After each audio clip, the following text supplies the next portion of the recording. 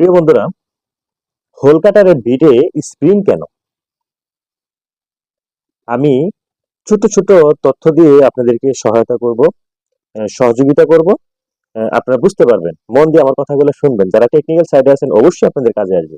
দেখেন, এই বিটটা বিশেষ একটা খাস কাটা আছে, ঠিক আছে?